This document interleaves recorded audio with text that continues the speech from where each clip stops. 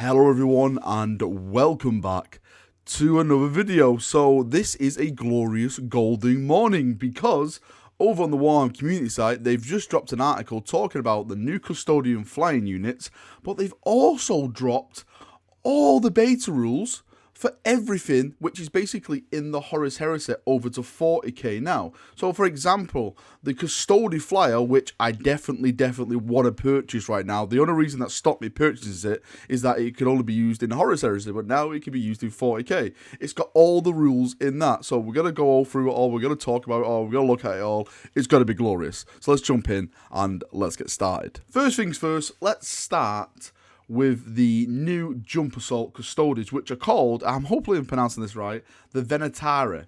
So you basically get free in this. It says the resin kit contains 54 components, including a choice of kinetic destroyers or Taurus bucklers or the mighty Venturi Lances. So there's actually 3 different builds, it looks like, you can actually play. So that's really good. 54 components. That is absolutely madness. And you see like some new of the new pictures up on the screen at the moment. You can see like they've got like revolvers, which is absolutely amazing. That jump pack is probably the best jump pack I've ever witnessed on like in any kind of model format. It's amazing. It actually looks like the flying. It's absolutely amazing. And the price for these are £40 as well. So it's £40 for 3 of them.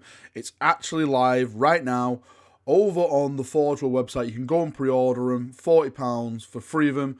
Or if you want to buy 9 of them, this is 9. If you want to buy 9 of them, you can go and buy 9 of them for £107 over on the GW website. Why have 3 when you can have 9? And when we come to look at the rule set, so these are for the Venturi Custodians. Movement is 12 inches, weapon skill 2+, ballistic skill 2+, normally what you find with Custodians. Strength is 5, toughness is 5, wounds 3, attacks 3, leadership 8, and this is the big thing, save is 3+. Now, if you don't play Custodians, save is normally a 2+, so I'm actually kind of confused why they put it as a 3+. Is it because these guys are going to be so powerful? I'm not too sure. Let's look at all the weapons and stuff like that. So you got the kinetic destroyer, which is 18 inches. It's a pistol. I think that's the revolver pistol that we talked about before. So that's strength 6, AP -2, damage 2. It says when resolving attacks made with this weapon and a modified hit roll of 6 scores 1 additional hit. So that's pretty cool. If you get those 6s, you're basically getting 1 more hit. The Venturi Lance, shooting, 12 inches, assault 2, strength 6, AP -2, damage 2. The Misericordia, which is basically the little daggers they get, hopefully I pronounced that right, melee. The strength is user, so strength 5, AP -2, damage 1. When the bearer fights, it makes 1 additional attack with this weapon unless it has a storm shield. Now I don't think these guys have the storm shields. They have those little shield things, don't they, and stuff like that. Hopefully I can read about that in a second. So we have the Tarsus buckler, which is melee +1 for strength, AP -2, damage 1. You get no special abilities for that one. And the Venturi Lance melee is, again, range melee type, melee, strength +1, AP -3, damage 3. That, I'm probably going to equip mine all with that because I like to get into melee combat and just start wrecking face. So that is very decent. War gear options, it says any model can be equipped with 1 Venturi Lance instead of 1 kinetic destroyer and 1 Tarsus buckler. Any model can additionally be equipped with 1 Misericordia. I'm hopefully pronouncing that. I'm terrible at pronouncing that bloody word. Ability Ages of the Emperor, so basically they get a 5+ invulnerable save, which is good. If we go down to the abilities, Tarsus buckler, when resolving an attack made with this weapon, as we just went through, that has armor penetration characteristics of -1. A model equipped with the Tarsus buckler, that weapon has an armor penetration characteristic of 0 for the attack. Okay. Airborne hunters, during deployment you can set up this unit high in the skies instead of setting it up on the battlefield. If you do so at the end of your movement phase, you can set this unit anywhere on the battlefield. So basically they can deep strike it. That's it. You can put them in reserve and deep strike this unit in, which I completely expected from this unit anyway. Faction keywords: Imperium, Adeptus Custodes. Keywords: infantry, fly, jump pack, and Venturi Custodians. All in all, they look like a decent unit. The power rating is 10, but if I scroll down all the way to the bottom of this list, we go all the way down and we actually look at the points cost if I find them. So for points per model, it says 3 to 6 is, well, point per model is 48. It's 48, but you're going to be bringing them in freeze. So it's 48 per model. So kind of cheap, let's say. Well, average. Again, it's all about how they perform on the tabletop. The only thing about what I'm concerned about is that 3+, because Custodians normally get 2+ on everything. And yeah, that 3+ is a bit of kind of a bit of a head scratcher. I wonder why they've gone with that. Like, everything else gets 2+. Like, all the dreadnoughts get 2+. Everything is 2+. I'm wondering if that's just a mistake and they haven't realised that, or they've actually made it a 3+ for something else. It'd be really, really fun to see why they made them 3+ instead of 2+, like everything else in the Custodian range. I think the only stuff, well, yeah, actually, I'm looking at the list now. The only stuff that does have a 3+ is like the tanks. The Calidus Graf tank has a 3+, and the Phallus Graf tank has a 3+. So are they classing these guys as like tanks? I'm not too sure. Now you can go through this list yourself. The link is in the description of this video for you to check all the rules and stuff. I just want to go over one last one, and that is the Orion Assault Dropship, because this is something I've wanted for so long. I wanted a flyer for my Custodians, a transport. Who would have thought a transport flyer which can actually do a lot of damage? So this is power rating 22, Orion Drop Assault Ship. The movement is down to the wound characteristic. So if you're on the top tier, which is between 12 and 22+ wounds, your movement is 20 to 50. Ballistic skill is 2+. Attacks 6. The next characteristic, medium tier, 6 to 11, is 20 to 40 movement range. Ballistic skill is 3+. 1 to 5 is 20 to 30 inches. Ballistic skill is 4. Attacks 2. Now, if we go through everything, weapon skill is 6+, strength is 8, toughness is 8, wounds 22, that's what you start off with, that's the top bracket, leadership 9, save is 3+. So again, a save is 3+, just like the jump assault marine. So I'm so confused. Why the jump assault marine is 3+? Are they basically mini vehicles? I'm not too sure, because the Terminator is a 2+. So I just don't understand it. Right. Let's move on. It says an Orion Assault Dropship is a single model equipped with 2 Arcanus heavy blaze cannons and 2 twin Lastrum bolt cannons and 2 Spiculus heavy bolt launchers. Hopefully I'm pronouncing all this right.